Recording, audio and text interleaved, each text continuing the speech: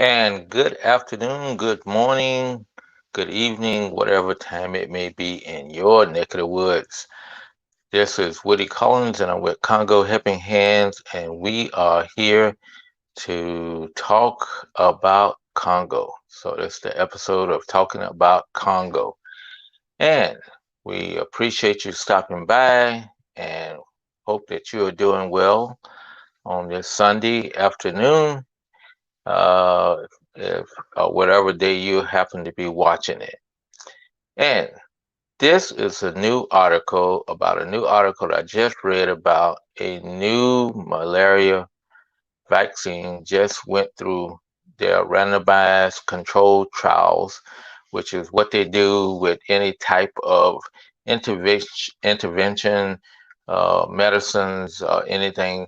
They do a randomized controlled trial is where they test the drug uh, on people. And what they do is some people get the actual medicine, some people don't. They don't let even the doctors don't know who gets what. And so it's truly a blind test where nobody knows what's going on, and then they can look at the results of that and really see whether people thought they were feeling better or they didn't report it because they thought they were feeling better, or they took the drug and they felt that they were doing worse, and all kinds of things. So, but this is for malaria. Malaria is endemic to uh, the sub-Saharan Africa and also the other parts of the world uh, in the tropical areas. And right now, about 48 to 50,000 people a year in the Congo die from malaria. Uh, this is a mosquito-borne infection. It's transmitted by the mosquito, and uh, we've tried to get people to use mosquito nets as much as possible to keep the mosquitoes off of them. And because the insecticide treated mosquito nets, the ITN, uh, they have not only keeps the mosquito off people, but because it has an insecticide on it, it actually kills mosquitoes in the air and stuff like that. I've had mosquito nets on my bed in the Congo and different things land on it, like butterfly or moth or something like that, and it will kill them. And these mosquito nets last years. I have not changed mine lately, but I probably, when I go back, I'll change it because by me not being there so long, it's probably dusted and everything like that. So either I can wash it or whether I can just replace it. So probably I just get another mosquito net and call that quits with that one.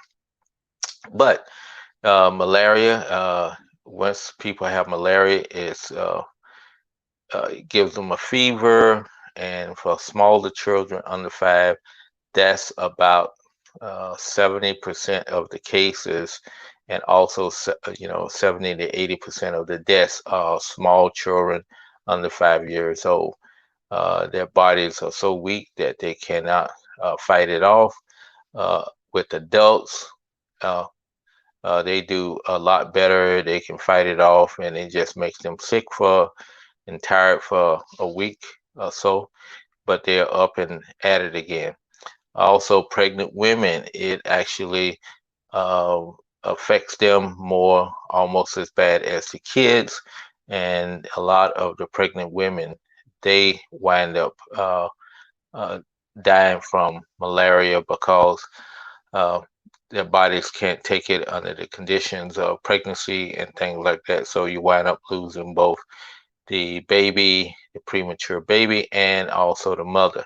So it's a sad situation, in not only in Congo, but Congo has the biggest amount of uh, mosquito malaria in the world. They're the biggest country second biggest country for malaria in the world.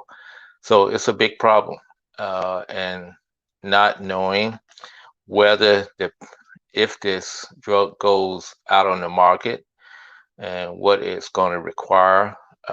But I think it will, if it's not too no side effects or nothing like that, a lot of the Congolese people may take this vaccine, whereas they're not taking the COVID-19. Uh, as the article was saying, that this is a daily pandemic, and they know about malaria, and they, are well aware of it. Whereas with COVID-19, they haven't seen it, don't know too much about it, but they know a lot of people have been sick and died from it. So the people may really take this vaccine if it becomes available. I don't know uh, what's going to happen.